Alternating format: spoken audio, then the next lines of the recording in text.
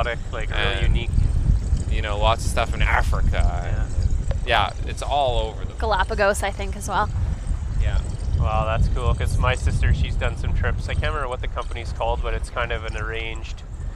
It was a 40-day African safari. Wow. So you just tour across Africa, but it's kind of, and they give you opportunities to do this or that, or you get to pick and choose. It's not like you're stuck on a exact schedule or anything, but I think, you know, people kind of disregard those things because they think it won't be as fun or it won't be, but those totally. are, the Earthwatch, that all sounds, that'd be awesome. And then it's kind of nice having things sort of saying coming up here and having your itinerary sort of planned out for you somewhat makes it a nice relaxed vacation. And even with Earthwatch, whatever researchers around, we get them to do lectures for you. So, I mean, the Earthwatch team that was there last, like Leanne will do lectures on her own research, and then she'll teach about wetland ecology, and she'll talk about climate change in the Arctic. And then like Valeria did a few lectures, her master's students did a few talks. We had master's student up from Missouri who was doing work on like wood frog tadpoles and metamorphs and stuff. She did a talk. Another one did a talk about salamanders. Like, it's whoever's at the study center will contribute to your stay, and that's just how it is there. It's incredible.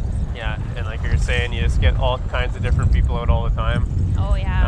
I just earlier in the spring when we were going through, we met one guy and he was studying lemmings. He was telling us about the lemmings in the area for a while. We were skidooing out to Ritchie Lake, and then just happened to run into him there, and yeah, it's cool. And then I've only really ever been out there once. And that was when I was interviewing for this job. Yeah. There's also a National Geographic trip that comes up, 2 of them that come up here. And I think it's mostly aimed at like teenagers, and it's split between photography and wildlife conservation. Oh, cool. So it is really incredible, and there was some really good kids that came up here, and the pictures they were taking were so all incredible. All over this stuff when I was a kid. It would have been like my... Can you imagine? We were at the center, and we were just like baffled by the opportunity and the experiences they were having. Like I was thinking about myself when I was... when I just started doing photography at like an age of 16, 17, whenever I started, I would have just gone crazy for an opportunity like that. It was, Matthias Breeder. Matthias Breeder. He's a German guy. Breiter, I think his last name is. German guy, works for National Geographic. He came here as a photography instructor, but primarily he's a bear biologist. So he was like best of both worlds for these kids. Cool. He has seen and done things that he was like lowered into a polar bear den, and the guy told him for sure that it was empty and there was a mom and 2 cubs in there, and Matthias was like yanking the thing like, get me out. But the guy thought he was just walking around, so he was stuck in the den for over 2 hours. Serious? Yeah, and he's never shot a bear. He does a lot of work in Denali. He's got a few books out. Matthias is a really cool guy. Lots of publications by him too. It's when you meet people, I think it's funny because I'll be traveling, or up here I've met a lot of the people where you're on a trip yourself, or you're having like an amazing experience, like me on the Beluga boat for the summer, and then you talk to people like that and you're like, man, I'm jealous of that guy. And you're like, wait. That's like our existence at the center, is talking to researchers and people that are here doing the most amazing things. The stories they have, just blow it out of the water. Yeah, and like now lots of the polar bear researchers are starting to come up too, and we just had a guy at the center yesterday and today. David, he's heading down into Wapusk with 2 other researchers to put collars on bears, so they're like darting them and putting collars on and doing all the measurements. Like, and we're just sitting there super jealous. I know. Yeah. I was asking around, I was like, is there any way to get on one of these choppers going out into Wapusk? Like, I'll do anything. Yeah, so Dr. Nick Lund is one of the ones that comes to the center fairly often, and he's one of the top guys in polar bear research for sure. And the fun thing is that we're sitting here complaining about that while we're literally surrounded by beluga whales. So it's kind of like... That's always the humorous part about it. Yeah. you know, you're sitting in a hostel in some weird place, or you're doing this, and you're like, man, I wish I could do that one day. And you're like, well, I see my friends' photos from the summer, and they've been doing whatever, like traveling or whatever, and I'm like, oh, I'm so jealous. I'm like, wait, where am I right now? Reality check. Yeah. It's just constantly adding things to the list is all it's doing. Is I'm always discovering new things I want to do or new places I want to go see. Yeah. It's funny how acclimatized you come to certain places or certain situations. Like, I mean, by midsummer, I was like, oh, it's another caribou. Yeah. Right, nothing I haven't seen. And then I remember me, like, a month before that, like, that's the first time I saw a caribou, I lost my mind. Yeah. They're super fun to watch. Oh, that was it. That pretty much re-soaked me. Yeah, same. The caribou are so funny. Like, we've seen thousands and thousands of them this year out in the Barrens, and you spook them and they like stick their nose up in the air and they trot away like a show horse. Yeah. And they're always, or they do their little jump right before they take off. Yep. They like a little prance where they push off their rear legs. And Pretty small one right there. yeah, they're really cool animals. I'm impressed with basically anything that survives up here. It just blows my mind. Those little dainty Arctic fox, or you know, anything, like even those marten and stuff. Especially, you know, this past winter was so harsh. Yeah. And you see the caribou digging through 3 feet of snow to eat some moss off the ground. Stuff that's not very nutritious to begin with. And the amount of energy exerted just to get to it. And I also think, like, through the polar night, what it must be like to be a predator and like having to go through like being a polar bear out on the sea ice trying to hunt seals in pitch black darkness. Oh, I know. Right? It's just we were spending time in the tent. It was like early November, or no, I guess mid-November until Christmas. We were living in a tent. And you could hear the wolves sometimes, you know, howling around the tent, like outside a little ways, and it's a whole other world out there at nighttime. Definitely.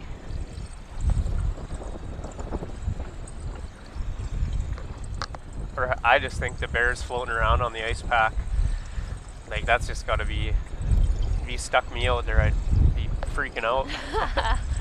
Yeah, no kidding.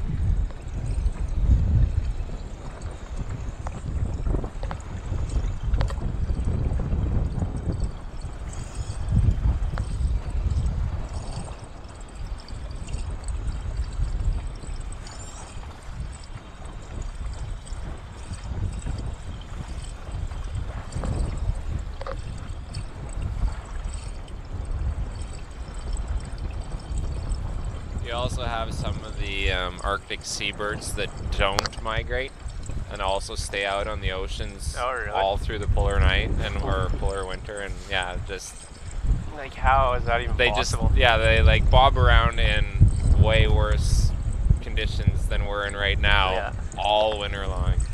You just think of the amount of energy that's required to keep warm, right? How are they? And then a little bird, a little fragile bird. Yeah. It's very impressive. Yeah. Or the belugas, I was wondering, because we see some of them, they have like big chunks missing out of them. They're all scarred, like healed up and stuff, but it's like a scoop, you know, of blubber that's missing. And Guess who? Yeah. Bears. I was wondering if that makes a cold spot. Orcas, yeah. It'd be like plucking a chunk of insulation out of your wall in your house, and you'd have frost coming through. Totally. Yeah. But you'd think those things would make it more difficult for them as well.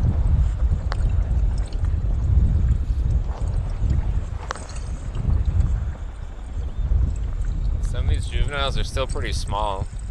Like the ones we're seeing. If you see them like going towards or away from you, and you actually see the width of their body, they're actually really tiny. The fact that they're gearing up, to head north is, I would have thought they would have grown a lot more, but we got quite a few in front of us.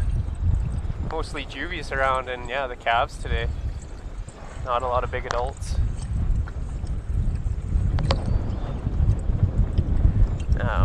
Lori's asking about our whistles on our jackets. That's just a requirement.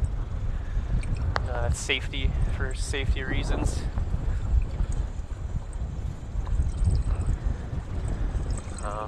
I think the interns that were out with us, they're blowing on them a little bit. I didn't see it bringing any whales or anything.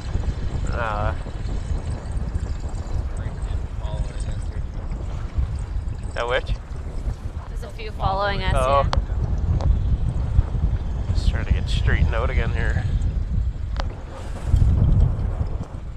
They're wondering what we're doing out here today.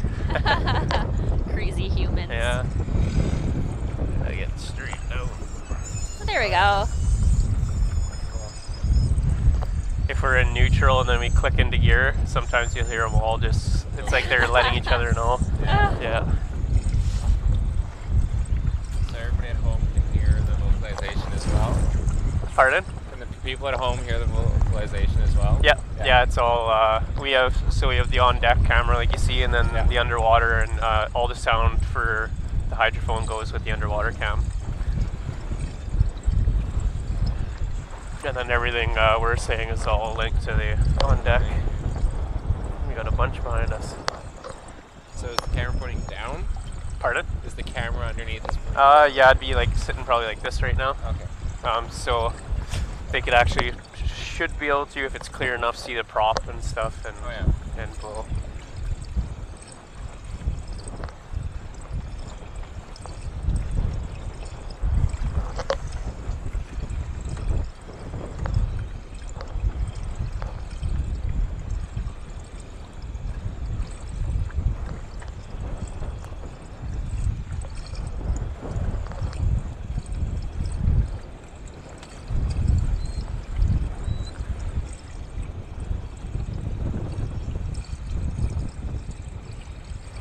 So do you know how to build igloos, or is that a skill you're going to have to acquire this winter? I do not know how to build igloos.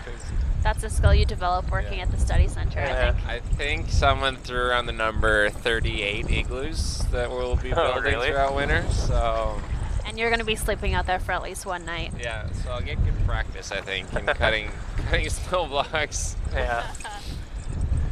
Gotta, I guess, wait for the snow to be in the right condition. And yeah, I know very little about it. Yeah. But, there's definitely a art to it, I think. Like, we tried when we were kids, and all we ended up doing is just shoveling a big pile of snow and digging a hole in it.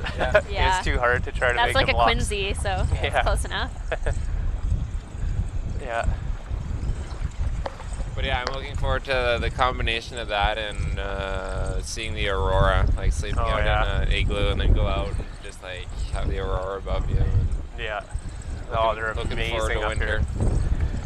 And it's always so clear up here in the wintertime. Well, fairly often at least. Yeah. You get the nice clear skies, so. There's been some incredible aurora this season, even in the summer.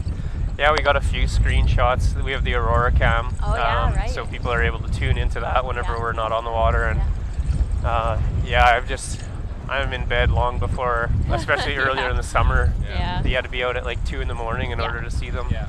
Oh, like, there were times when we were driving back very late at night, or I'd go out onto the deck 1:15 in the morning and the sun is still on the horizon. Like, weirdest feeling. And then 4 a.m., bright and early, sun's in your face.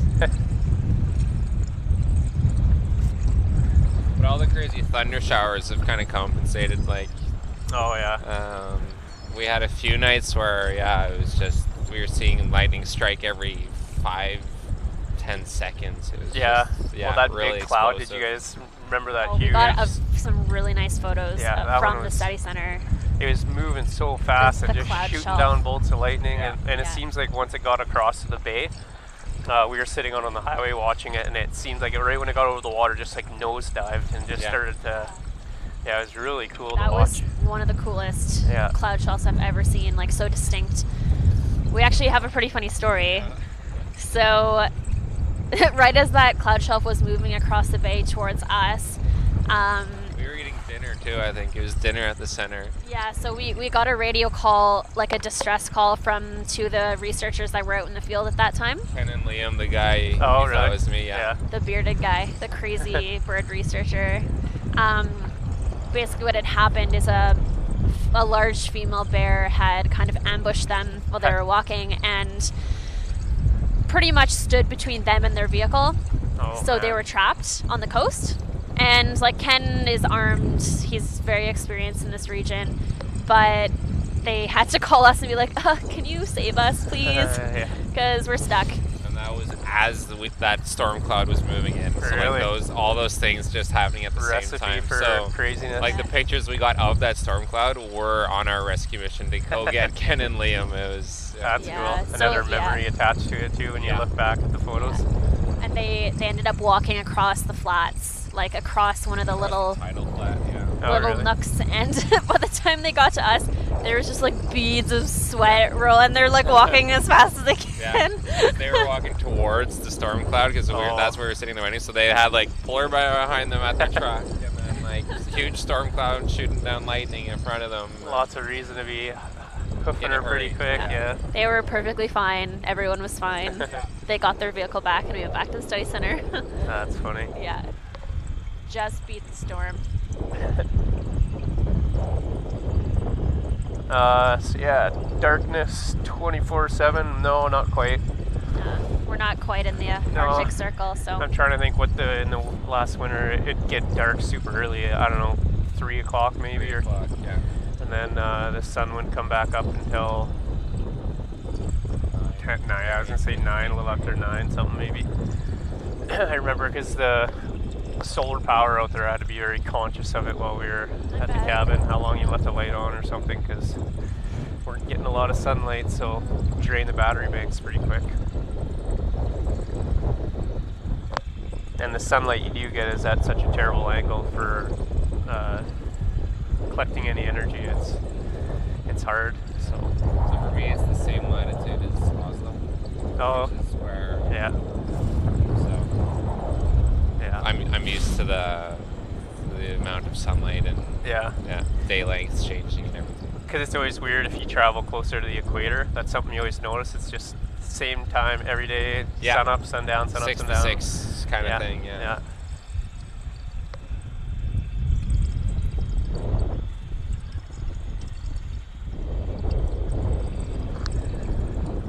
The wind's packing a little more punch now. It's a little nippier. Yeah. Feeling it.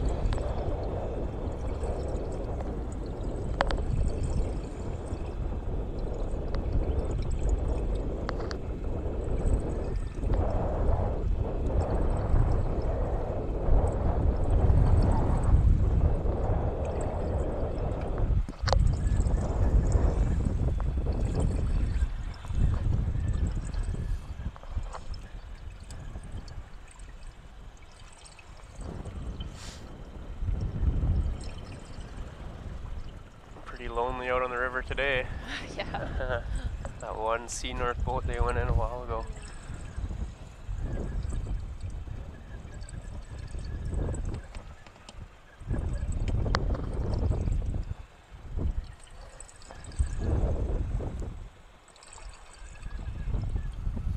It's funny how like the murky water and the clear water is really patchy. You can see another area of clear water out there, and then right here it's patchy.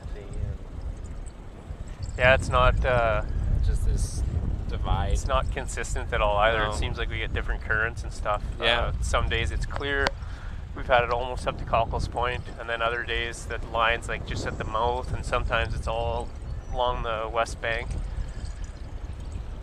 Yeah, I guess that comes with the turn of the tide too. And yeah, everything goes in a bit differently here. Yeah.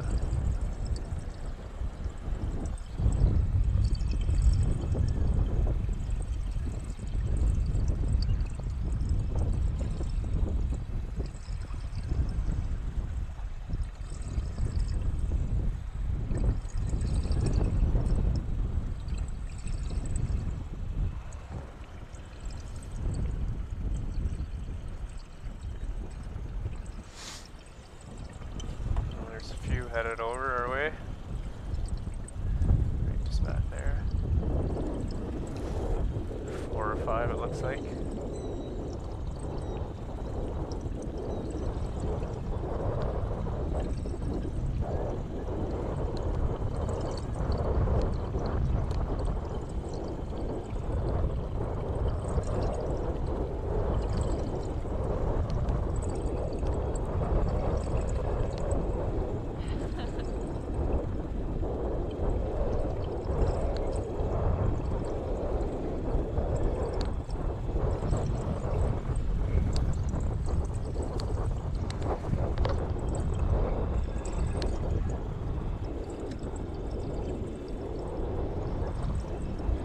Another thing people can do if they're interested in coming up to Churchill, and it is really expensive to get here and it's expensive to stay here, and maybe if you can't afford learning vacation or to do Earthwatch, we do take volunteers. Oh, okay. They help out with housekeeping and kitchen, but I don't even know. They do shifts like breakfast, lunch, or dinner, and then you have access to vehicles, and it's really a cool experience. That's cool if you really want to get up to Churchill. And your accommodation is covered. Well, yeah. So it is volunteer, but yeah, it's pretty cool. Yeah, that'd be awesome.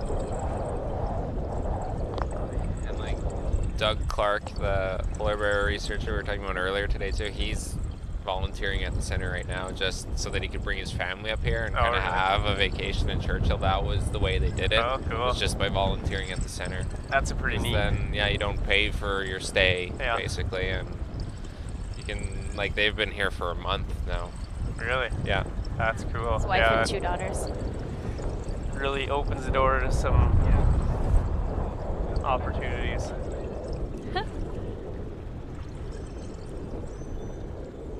Couple underneath us, it looks like.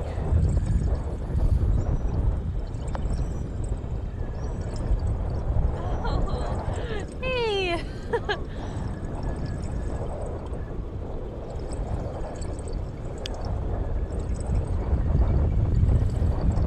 Cloud got some time-lapse photos of called Morning Glory clouds from last August in Churchill. Oh, neat.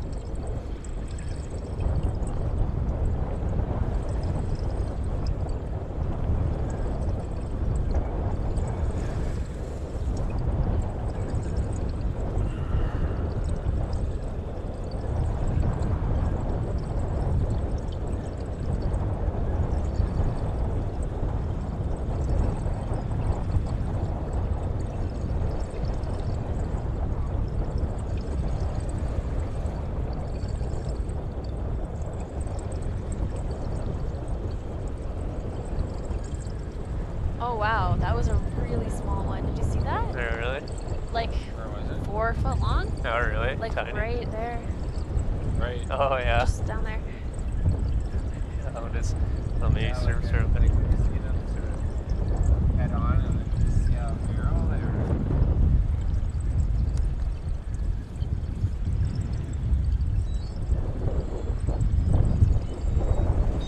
Yeah, they got a long trip ahead of them.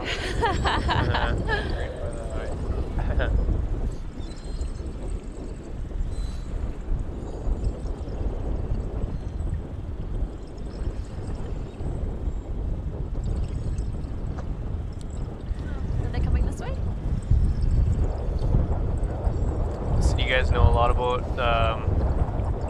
like I wanted to do some foraging and stuff here, but it's tough to find out what plants. I know there's lots that are edible here, but you can't just, you can go online and say look up a list, but it's going to be a list of all the edible plants in Manitoba or all of northern Canada. So you have to siphon through it all and look at each one, and they're...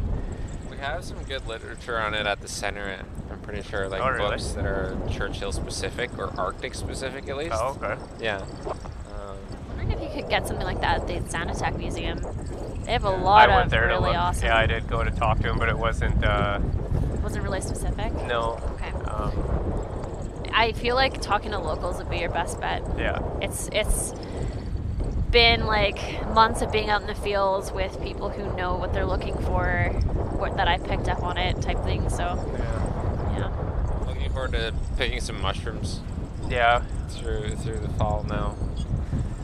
kind of mushrooms are up here for? I'm the wrong guy to ask Yeah. about that, but one of the, was it Andrew that was picking mushrooms? No, not Andrew. Who was it again? Or was it James? Anyway, somebody picked a bunch and gave it to Laura, our cook at the center, and she sort of fried them up and served them for dinner one day, and yeah, they were really good. I found my first morels this year, and I was super pumped. It was when we were up north in Red Earth Creek in Alberta. Uh-oh. And I was so pumped because I hadn't come across them before. And so I collected a whole bunch of them, but it was too late. They all get that, it's like a beetle larva that gets in there. And apparently you can soak them in salt water if there's a couple, and it'll kind of get rid of them. I think it makes them back out, or, you know, these ones are filled, and they said they'll just taste like worm poop if you eat them. So it's kind of a bummer. They're supposed to be very tasty though. And they're black morels, the ones that I got.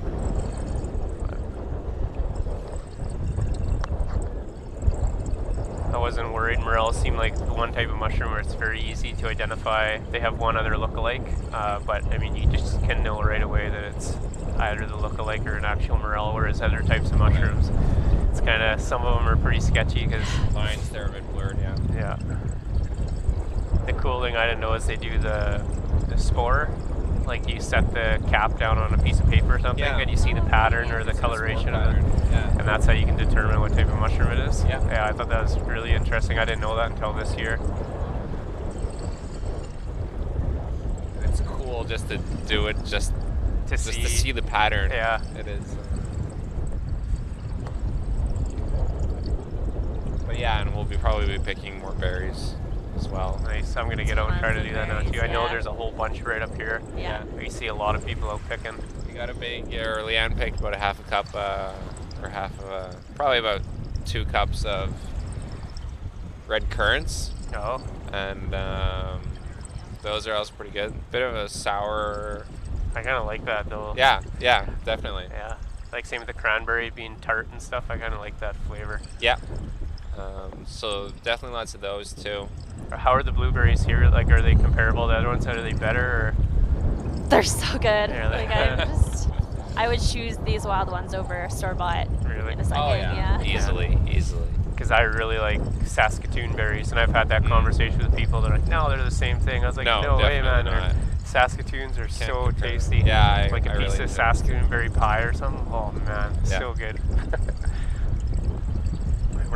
We're tiptoeing around this food conversation that happens out here often, and then I end up getting really hungry before we go back in. Yeah. Coffee and apple fritter at Gypsy's afterwards. I think that's what I'm gonna do. I seen some gardens in town with rhubarb, and I automatically just go to rhubarb crisp when I see that. So we've been like volunteers in different groups of people that are coming up. We've kind of made them aware of the fact that with the train not running, food supplies is like not where we want it to be. And I think I don't remember if it was an Earthwatch or Learning Vacation or a volunteer that brought up a whole bunch of rhubarb. And avocados. And they brought like all the ingredients to make like a rhubarb crisp. And we're like, here you go, and then gave it to the kitchen, and Laura cooked up, pretty good. So good. Rhubarb crisp. Oh, yeah. And avocados too. I got spinach. I hadn't had spinach since I've been up here, and I found some, they added the last container of tamarack, and I was almost weeping in the kitchen. It tasted so good. It's crazy what you miss. Like, I was thinking the other day of just, because I'm going back home on Saturday, and I'm just going to go straight to Superstore and buy all fresh fruit, and that's all I'm going to eat. My body's going to go into shock because it's been so long.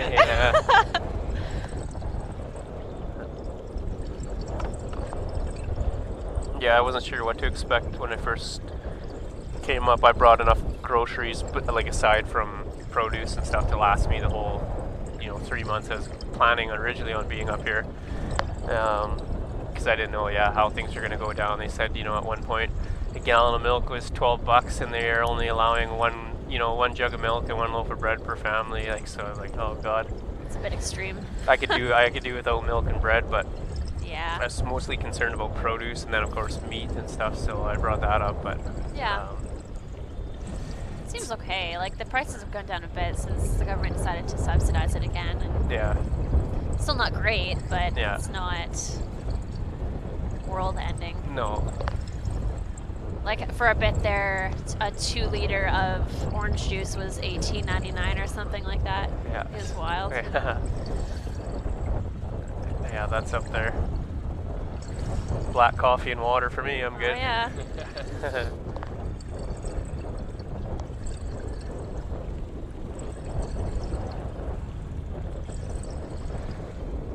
Well, you can tell the tide's heading back out now. It's taking us way longer to drift, Yeah. which is good. Oh, someone's asked. Oh, I see it's getting answered. Asking what a Saskatoon berry is. Very, Yummy. very delicious Yeah. little morsel. Yes. A little. It's like a blueberry, but It's fun making tastier. ice cream with it. Yeah, Grows more on a tree as opposed to a shrub. yeah. I was thinking too. I was going to mention on Vancouver Island, and I mean in different parts of BC, but mostly I have family on the island. So when I remembered as a kid, there's blackberry bushes galore there, and they're so good. And we were always there right around the time when we could pick them. And my uncle owns a Dairy Queen, so when we were kids, we Nice. just got Oh, like loads of ice cream with fresh Yeah. blackberries. living the dream. Couldn't beat it. Yeah.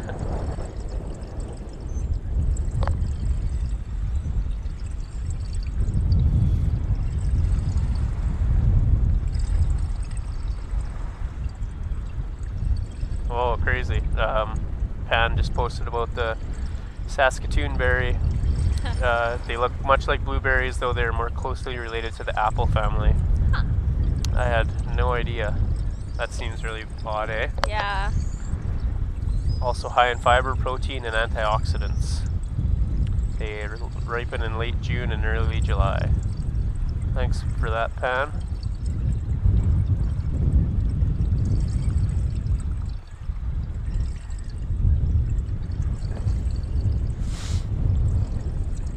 Still got a few whales hanging out, cruising by.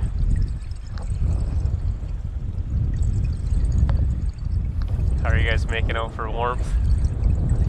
I've been warmer in my life, I Yeah, think. it's a little bit chilly, eh?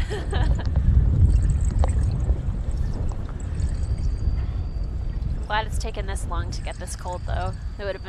Pardon? I'm glad it's taken this long for me to get this cold, though, because it would have. If it would have been right off the bat, then I would have been pretty uncomfortable. Yeah.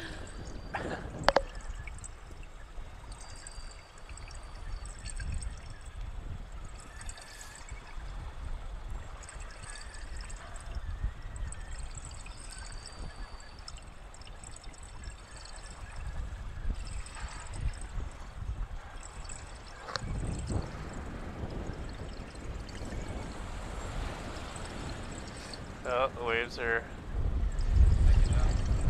picking up more.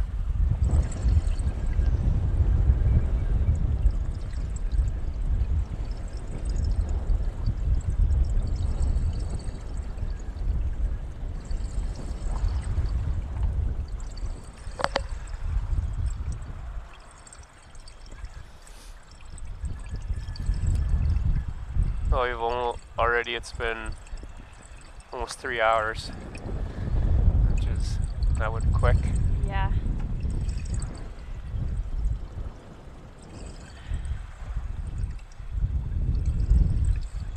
So on the calmer days, have you guys gone right out into the bay, or? Yeah, so we just kind of, what happened, were you guys affected by it? Like, we lost cell phone and internet and everything in town. Yeah, yeah, we got a couple hit of by that weeks too. ago.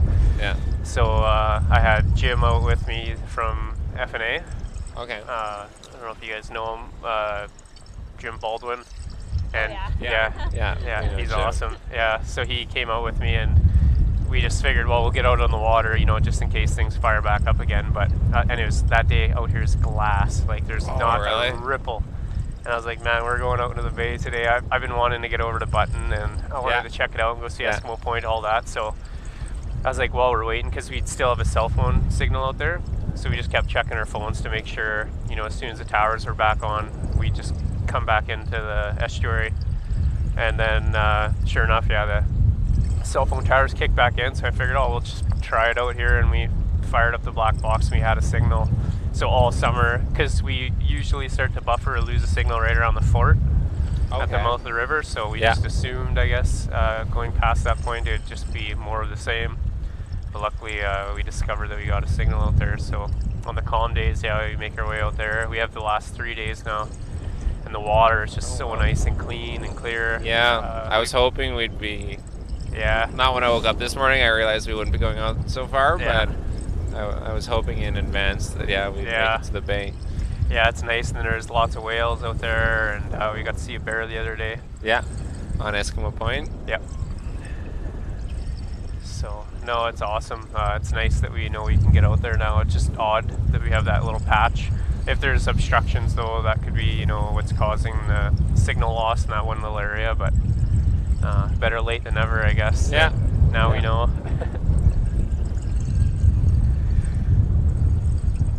Have you guys been doing this for a few years, or? I think this is the 5th year that the Beluga Boat's been out. It's my first. Yeah. So not the last either, I assume. Hopefully not. No. Yeah, it's a pretty fun way to. I'd be at home laying rock or brick, so. Yeah. Yeah. This is more fun. So what brought you up here? Like, how'd you? I came up last winter in November. I had a mutual friend put me in touch with a guy in town here. So I wanted to come up to see the belugas when I first found out about Churchill. And then that's when I discovered my buddy used to live here. So then, so I met a guy in town and ended up here instead and through the winter, and spent 6 months out at his cabin on the trap line living out there. So I was still itching to come back to see the beluga whales, and then when we got back and I was getting ready to leave in the spring, it was in May, I just heard there's a job opening for the beluga boat, and I thought, oh wow, what better way to go see belugas. Of course. So I just got really lucky. Yeah, it went fast, blink of an eye, and all of a sudden we were just floating around out here looking at beluga whales. It was crazy for how it all happened. But even not just to see the beluga whales, I was itching to get back up, just to come back up to Churchill. I had a lot of fun last winter, so.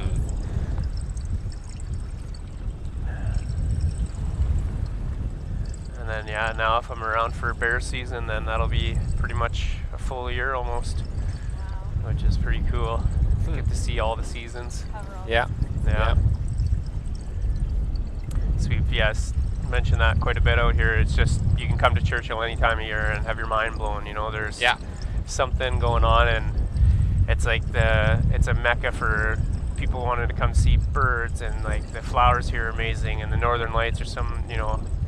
But it's pretty much like belugas transition to bears, bears transition to aurora transitions into birds, and then we're gone full circle. And you rock it in every category. Like, where else are you going to see 3,000 to 4,000 belugas in one area? We're the polar bear capital of the world. Yeah, it's not. It's to the max with everything.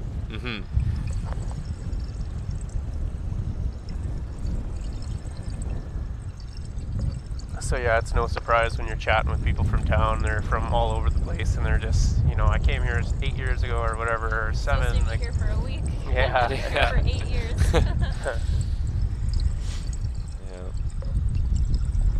Yeah, it'll get you. So when in the season did you guys start with the beluga boat? In July, early July. Okay. Yeah. So it went by fast. And you guys have had guests the whole time, or? No. Well, at the beginning, when the whales were starting to show up, we were I was getting familiarized with the boat, and then we were, making sure all the equipment was functioning properly. So it was kind of test runs, but we had the cameras on, so anybody wanting to tune in, they can check it out before we really kicked things off. And then after that, for like the first week or so, Meg was in town, so her and I were out on the boat lots. Simon came out a bunch, and then there's a space where I don't know how many days it would have been. Maybe there's been a week or something that I've like all together that I've been solo. Yeah. Oh, yeah. So I mean, it's been lots of people on the boat, but yeah. I'm assuming you'd prefer company. Yeah, no, it's. I'm sure everybody at home prefers when they have company too. Yeah, it's tough to hold a conversation with yourself for 4 hours. For all we know, people muted us hours ago. So Pardon? I said, for all we know, people muted us hours ago. Yeah, They just yeah. want to see, see the whales. Yeah. No, they seemed to. We were getting lots of questions and stuff. Yeah, I'm just kidding.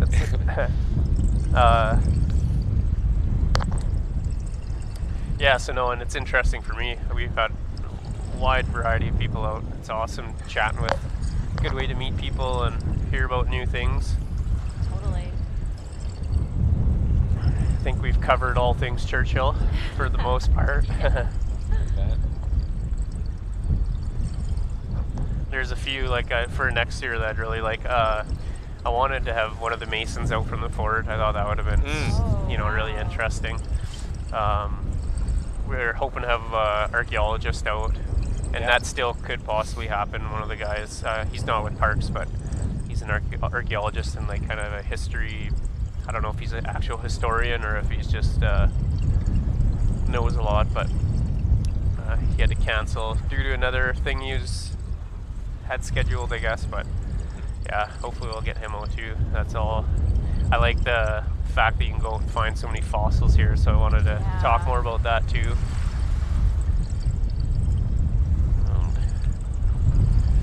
And all the history. We had Heather out. She talked a lot. She does the Sloop Cove walk. Yeah. So she had a lot of really cool things to say about Churchill and its history. But yeah, definitely tapping into like fossil aspect and geology here. Yeah. I mean, the people that know enough about it could go on for hours. Oh yeah, it'd be really interesting. Yeah, to have a geologist out too, and like this place is really weird. Like the isostatic rebound for starters, and then just there's spots out by Bird Cove is a good one. All that it looks like somebody dumped dump trucks of that like shale stuff out, right? Yeah. And that stuff's lots of fossils in there if you start looking around. Yeah, it's really cool.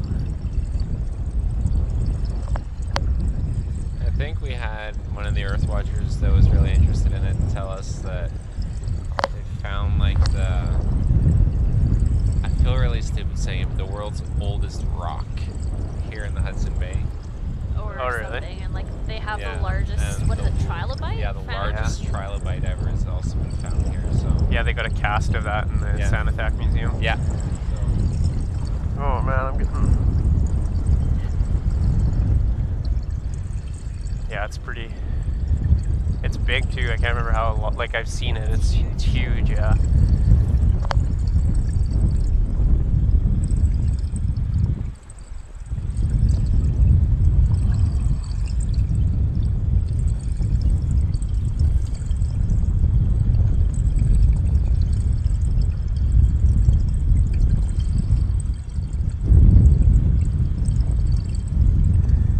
Yeah. So out here, just question what's more troublesome if you come across a polar bear or a wolf. And yeah, I agree. As someone commented, I'd say wolf for sure. I'd rather be encountered by or have an encounter with a wolf over a polar bear any day. Yeah.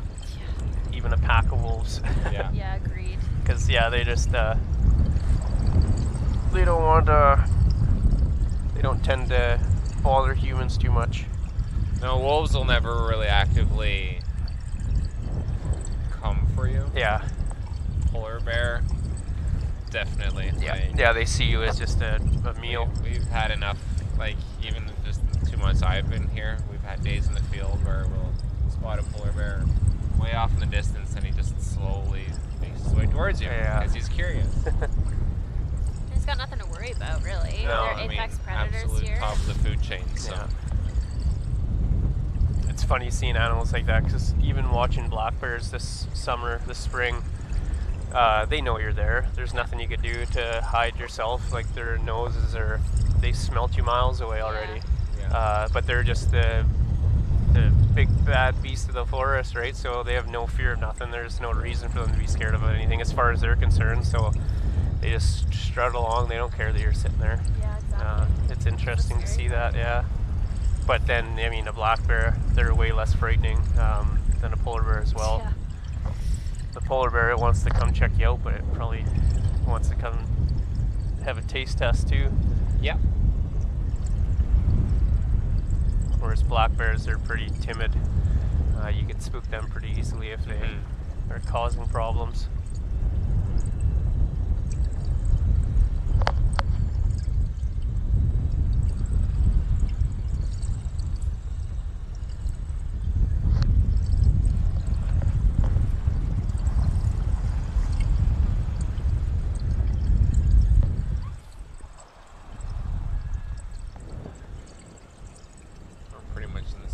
Aren't we?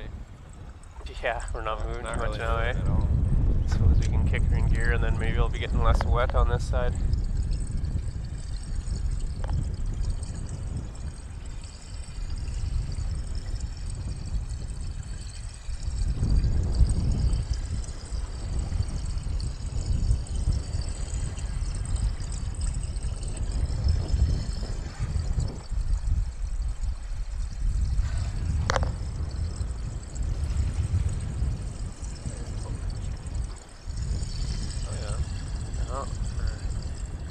Behind us.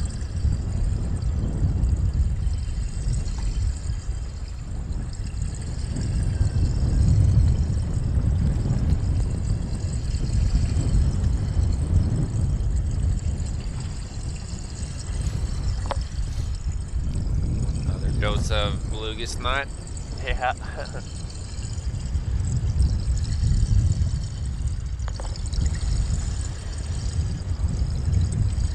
Yeah, I got so much of it on my face the one day, just for the rest of the day, like if a little breeze just went over, you could smell that fishy beluga breath.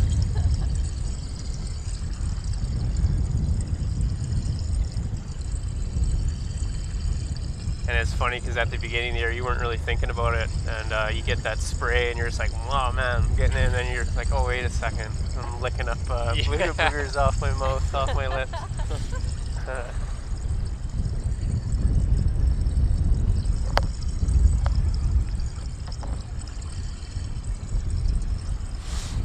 Yeah, I've had that happen to me with an orca whale before, where I got a whole oh man, lump what's that full like? of orca boogers in my face. Pretty much, yeah. I don't even know how to describe it. It's how'd that happen? You get up that close and personal? I was on one of them. a tour. Oh really? Basically shut off the engine and we were just hanging around. And awesome. And they came in all around the boat. Really? Yeah, that'd be like getting hit in the face with a bucket of water probably too, eh? Yeah. It's a pretty good spray. A lot more than what I'm getting from these guys. A little misting. Yeah.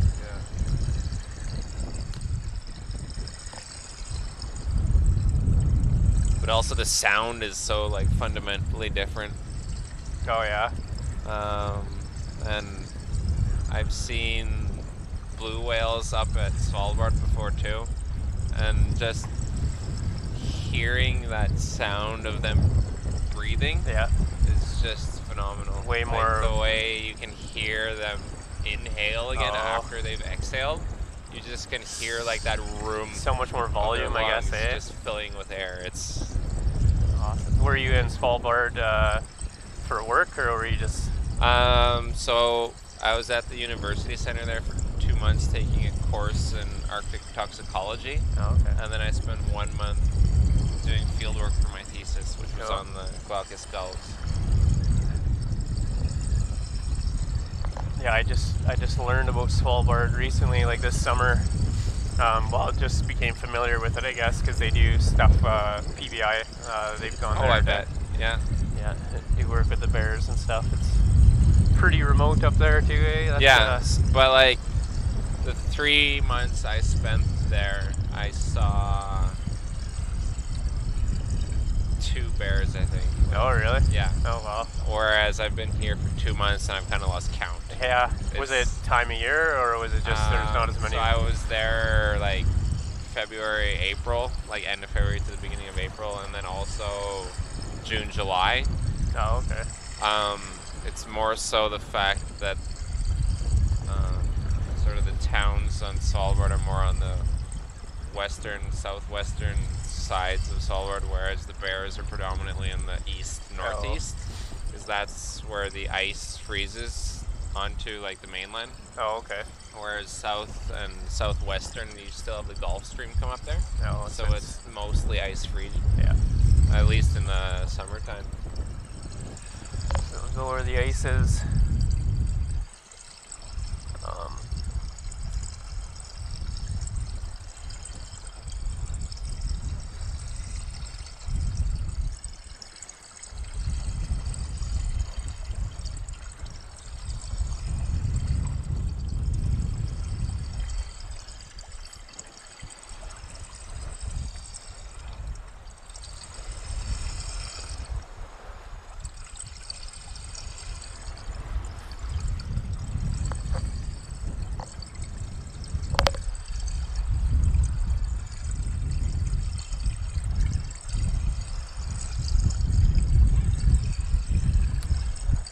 Lori's asking, is there also a Russian city in Svalbard? Yep. Yeah. Barentsburg. So I took a snowmobile excursion out to there. Oh, yeah. Twice actually. Is it